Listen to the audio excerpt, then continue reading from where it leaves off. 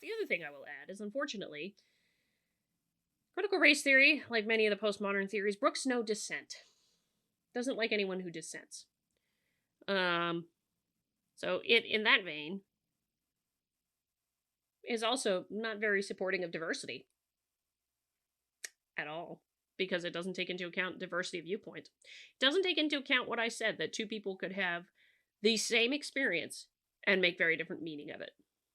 Because it can't. It has to treat people as members of groups, not as individuals.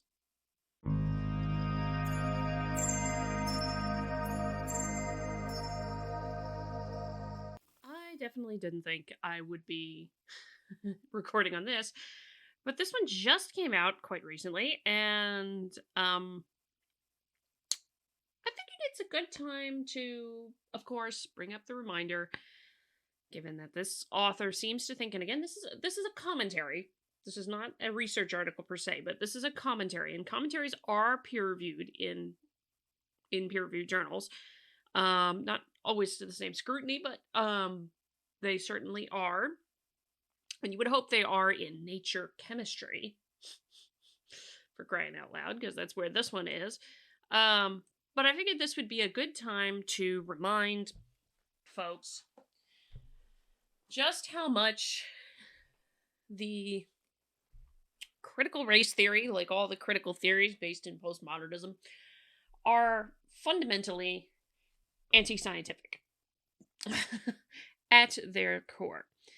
And handily we will get into that, because it's nice little article here. But the author believes critical race theory and its relevance for chemistry. Oh boy. In reckoning with anti-black racism and how it continuously morphs and manifests across time throughout various institutions such as education, science, law, or religion, scholars and activists have turned to academic theories and frameworks to anchor their calls and acts for racial justice, among these critical race theory. In this comment, I provide a brief overview of CRT and discuss how it can be used as a lens to critically examine the culture and practices of post-secondary chemistry education in the US and beyond, as well as identify tangible strategies for redressing and mitigating structural racism in chemistry, which provides the assumption that there is right there at the start. But then again, we'll get into that. There's kind of one big contradiction. There's also a metaphor, which isn't here, not great, but this is a short commentary, but I'm not going to read through the whole thing. There's just a few things I want to point out. But also, I encourage you to go read it for yourself, of course. As always, if you can, knowing that I think this one is actually, if you would believe it, behind the paywall. Here, I managed to get a copy of it through other means and through some contacts that I have. So, let's see. The numerical... Okay, yeah, here we go. We're going to talk about this right here first. The numerical underrepresentation of Black individuals in post-secondary education and in science more generally is well documented in the US and other countries.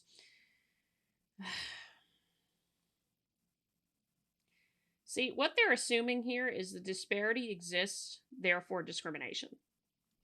It's Coleman Hughes coined it as the disparity fallacy. It's better known as single cause fallacy amongst the logical fallacies. But it's quite simply to say is that they assume, CRT just blatantly straight up assumes, that if there's a disparity, discrimination must be the reason for it. Doesn't hold up to scrutiny, because there are hundreds, if not thousands, of things that affect individuals and groups and societies. See the fact of the matter. Hold on a second while I go find it. Okay. I wanted to go in real quick, just find the piece by Bernard Hommel that was on the Unsafe Science page and then was subsequently published elsewhere, and that has to do with the whole Fiedler on the roof fiasco in psychology, if you will. Poor guy, Klaus Fiedler. And I want to point this out here. Blindness to the multidimensional nature of diversity. Three of the most, it is a sign of ideological thinking. Activist groups commonly focus on one personal feature their members share, such as gender, sex, race, or sexual orientation, and try to attract societal attention to it. That seems effective and understandable, the more so as the individual might be involved in different activist groups to attract societal attention to other possible features whenever needed. But if the same happens in science, justification is due. It is true that scientific research is always necessarily selective, and so one can always wonder whether that selectivity matters and perhaps limits possible theoretical insights and conclusions. But people, including potential participants in psychological studies, differ with respect to hundreds, if not thousands, of features. Many of them have been demonstrated to affect human cognition and behavior: sex, gender, race, culture, socioeconomic background, political orientation, intelligence, motivational structure and needs, learning history, upbringing, educational style, experience, personality and traits, body size, body weight, handedness, various kinds of disabilities, cognitive styles, to name just a few. Some of them are likely to be interrelated in complex ways, such as race, economic background, and culture country, while others may operate independently. Accordingly, it is important to consider the possibility that some of these features or their interrelations affect behavior in a way that is of theoretical relevance, perhaps even to the degree that would call for the adjustment or extension of theoretical models. What is all of this to say is the point that the disparity fallacy, the notion that if a disparity exists, it must be caused by discrimination, is fundamentally flawed from the jump, because there are hundreds, if not thousands, of things that affect a person. Doesn't work to assume that the disparity is the reason, but we will get to this again in a moment. He goes on to use a metaphor in here. Oh boy. CRT positions racism and intersectional oppression, which arises for people who, yeah, I know, we'll get to that in a second, as structural over interpersonal. This means that racism occurs through the subjective interpretations of presumably neutral policies and procedures from well-intentioned people, and not through just acts of violence and hate committed by presumably lone and irrational individuals. Metaphor adapted from the Racial Equity Institute can help one to understand this perspective. Most people walking alongside a lake see one fish belly up and would ask what's wrong with the fish. However, walking alongside a lake and seeing tens of thousands of fish belly side up, most people would ask what's wrong with the lake. This metaphor conveys the toxicity of various societies and institutions, the lake, and its impact on Black people. His metaphor, not mine. Make that perfectly clear. Signifying the need to focus justice and equity efforts towards structural change, fixing the lake rather than the fish. Is society like a lake? The problem with the metaphor is that it is correct that, you know, in the physical world kind of things, if there's some kind of chemical imbalance in a lake, or some kind of lack of nutrients, or there's been some pesticide or herbicide or something that is toxic to those fish that have been injected into the lake, then yeah, that would be detrimental. It would also probably be detrimental to just about everything else. But that would be taking the assumption that there is only one thing, and that is where he continues. That is where he goes on, is there's only one thing going on. That is not an accurate metaphor for society as a whole. And of course, CRT doesn't account for any of these kind of nuances that we're talking about. Ever. Never does. It starts from an assumption, and we will get to that. And if you haven't seen the short explainer video version of this particular assumption, I encourage you to check that out, because it's a good laugh. First tenet of critical race theory: racism is endemic, permanent, systemic, and integral to all societal institutions. The short version, the other way to say this, is that racism is everywhere, so it is your job as a critical race theorist to find it. Do you notice the problem with that? Critical race theory starts with the conclusion. It concludes that any disparity is the result of systemic racism, when we know full well that is not true. But the problem, of course, is because you're starting from the assumption that that's what is the problem, starting from the assumption that it's everywhere, you look for it everywhere. It's the reason for every disparity. It's the reason for every little thing that goes wrong. It's easy to blame that rather than actually figure out why. And figuring out why is a lot harder in a complicated society than just simply saying it's all because of systemic discrimination. But that is what CRT does, unfortunately.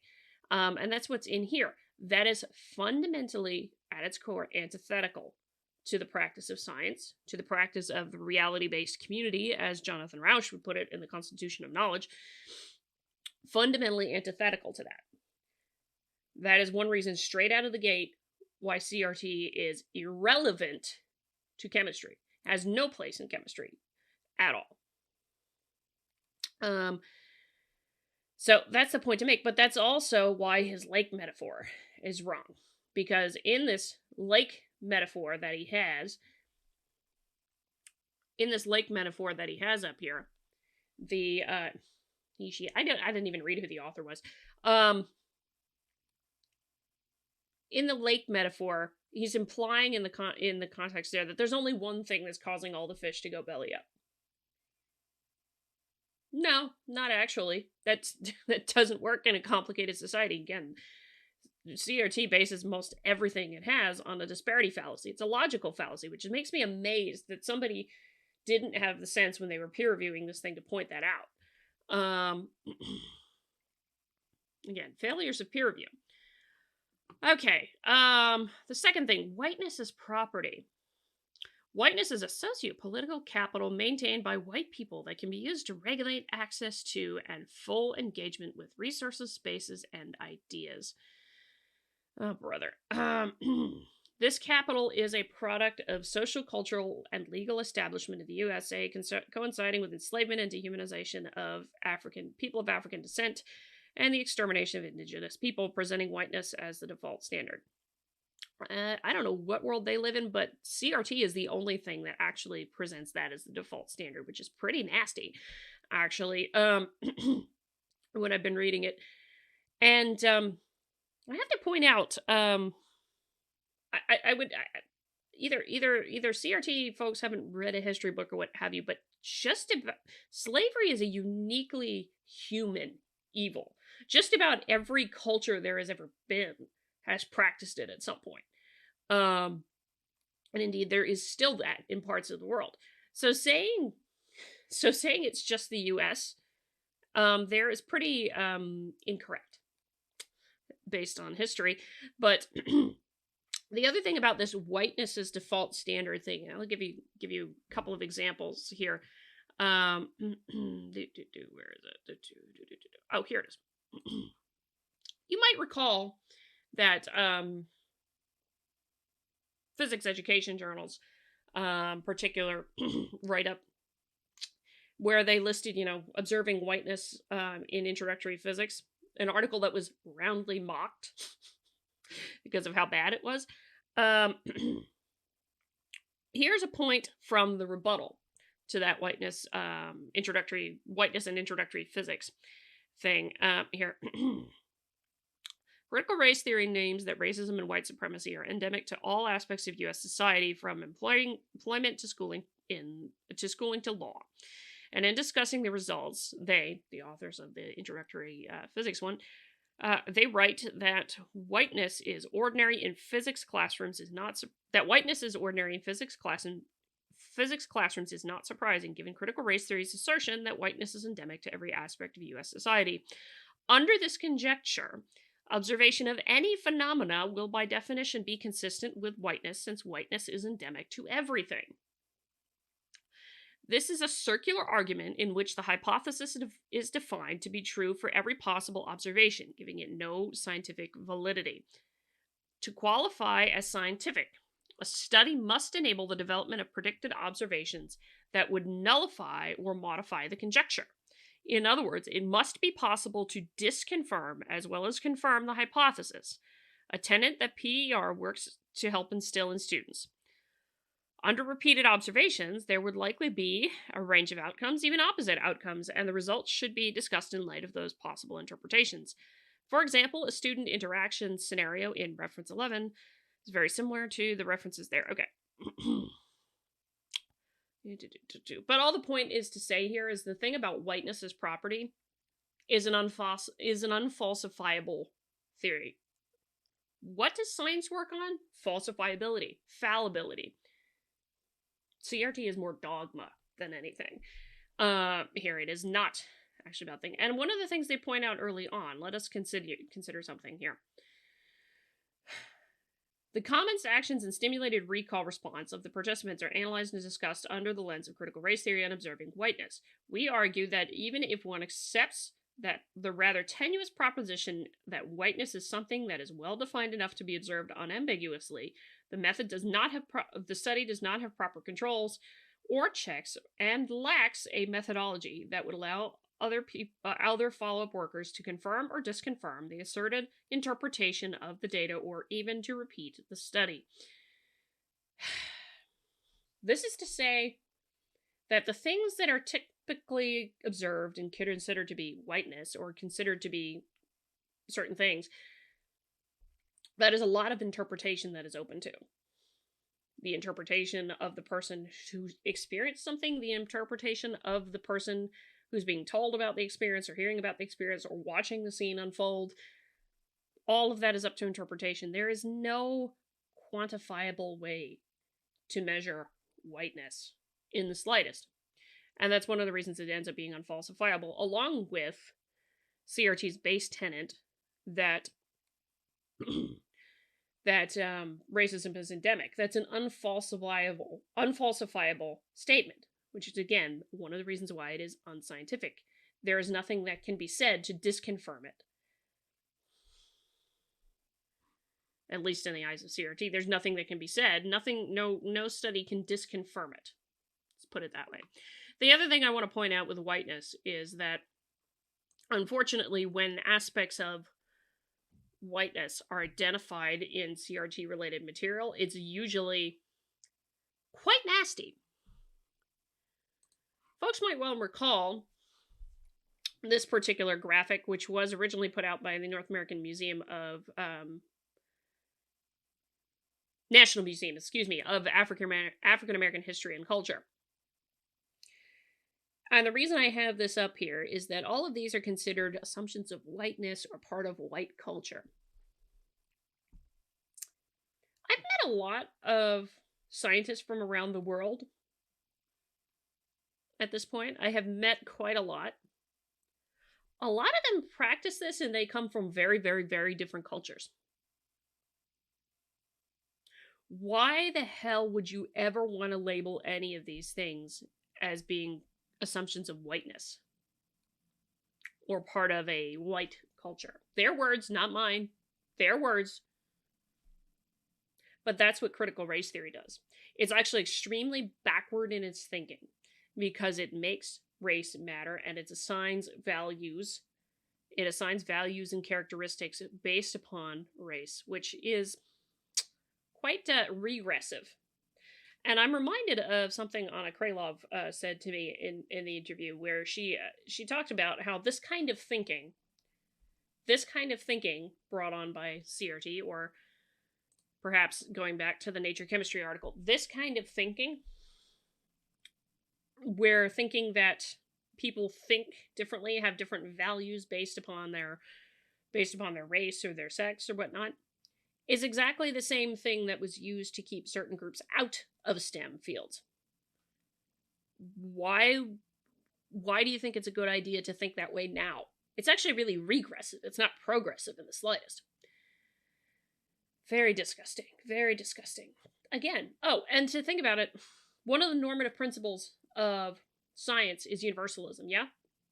The idea that anybody can do science. What you're saying with the idiotic whiteness notion is basically saying that the race and the sex and the gender matter a huge amount. Matter more than anything else. No, not actually. If you're actually practicing universalism and you're doing your damnedest to do that and recognizing, yeah, I'm not denying, nobody in this is denying that people have their biases. Nobody in this is denying that. But if you're actually diligently trying to practice universalism, you can do a damn good job. Here's a point that I want to make, and we'll come back to this in a moment. Black realities and Black intellectual contributions are not meaningfully incorporated within science curricula and science teaching. Instead, they are excluded or typically presented in a tokenistic manner through one-off racial spotlighting. Come back to that in a minute. And this has to do with how to spotlight, different groups of people. critique of liberalism, the myth of meritocracy, belief in individualism and bootstrap mentality communicated through U.S. laws and social norms is a false reality given racism and its de facto outcomes. This is actually just, it's building off of a logical fallacy to begin with, because it builds off the notion that, racism is endemic and every disparity is caused by that, with its de facto outcomes. And that makes it immediately flawed from the jump. In addition, no one who's defended merit has said that, no one has said that other things that happen in your life don't matter. No one has ever said that the societal part of it doesn't matter, that it has no effect. No one has ever said that. So, not necessarily representing critics very fairly. Interest convergence is one. Oh, yeah. Intersectionality. The notion that structural oppression operates on those of multiple marginalized identities uniquely. The idea, in a way this works, is you're more marginalized if you're a black woman, say, than you are as a black man, for instance, because you're black and a woman, and both of those are marginalized identities. Okay. Want to notice one thing is that this actually stops at group level. Because and the reason why this matters, think about it, is because in theory, you could make up categorizations of privileged and marginalized for everything. For whether you wear glasses, for whether you're tall, for whether you're short, for whether you're whether you live in one part of the country versus another part of the country, another part of the world, where you started living, where you ended living, are you blind, are you deaf, do you have acne on a regular basis, do you not? All of those kinds of things. You could make enough categorizations where you get down to the point where you define only one single individual. And yet, that is never how intersectionality is applied. It's always stopped at the group level. That is the only way it ever works, is at the group level. It's always thinking of people as members of groups and reducing them to members of groups, presuming they experience things differently, think of things differently, and all that kind of stuff. That is the way DEI and CRT is structured at this point. All of which falls flatly in violation of universalism.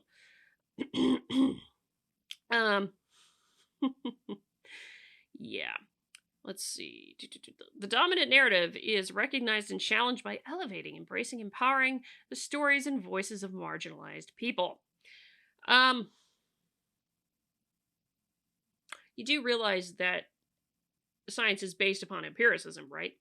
On evidence, and yeah, large sample of people and their experiences, valuable evidence, when handled appropriately, as you can tell from the rebuttal of the introductory whiteness article. The introductory physics article. It's often not done, but also as Randall Kennedy pointed out for Heterodox Academy a while back. Yeah, you can have two people who have the same experience, exact same experience, but then they make very different meaning out of their experiences. Why is that? Because not everybody has the same intellect. Not everybody thinks the same way. You have two black people who think completely differently. In fact, you do. Justice Clarence Thomas and the late Justice Thurgood Marshall. They had extremely, very similar experiences. They thought very differently of those experiences. They came to very different conclusions about their experiences and what to do about them. So that's where it starts getting somewhat squirrely, just to focus on people's stories. It's quite simply because not everybody is going to necessarily even have the same meaning about the same experience, take the same meaning out of it. And so there's that. Now, as to this thing here about, most of the time it's done through spotlighting people. There's a contradiction. While there is a lot of effort and enthusiasm around racial and gender spotlighting in science, it is important to highlight people from marginalized groups throughout the year. So in other words, don't spotlight right here. Spotlight them right here. Contradiction. Now, I can only suppose that the only reason this might not be a contradiction that somebody said is here, it's just, well, you're just doing it to make yourself feel better. Versus here, you're doing it all the time. And you know what? You should be highlighting people. Should be highlighting people for their achievements. Never for their race. Never for their sex. Just for their achievements, just for their ability. That's really all there is to it. Again, a lot of the reason this goes against critical race theory. Critical race theory goes against science, rather. It has no place in chemistry or any science for that matter. It's unfalsifiable, filled with logical fallacies galore, starting with the disparity fallacy. And just goes straight against the principle of universalism. All of that makes it fundamentally unscientific, anti-scientific altogether. And it has absolutely no place in science. The other thing I will add is, unfortunately, critical race theory, like many of the postmodern theories, brooks no dissent. Doesn't like anyone who dissents. So it, in that vein, is also not very supporting of diversity at all, because it doesn't take into account diversity of viewpoint. It doesn't take into account what I said, that two people could have the same experience and make very different meaning of it. Because it can't. It has to treat people as members of groups, not as individuals. And that's where liberalism, the reality-based community, science, all are far superior to critical race theory. Anyway, that's my thoughts. Let me know what you think. Hit the like button on the way out the door, comment on the video, share the video, subscribe to the channel, all that lovely good jazz. Until next time, I'm Adrian. May you stay curious, everybody.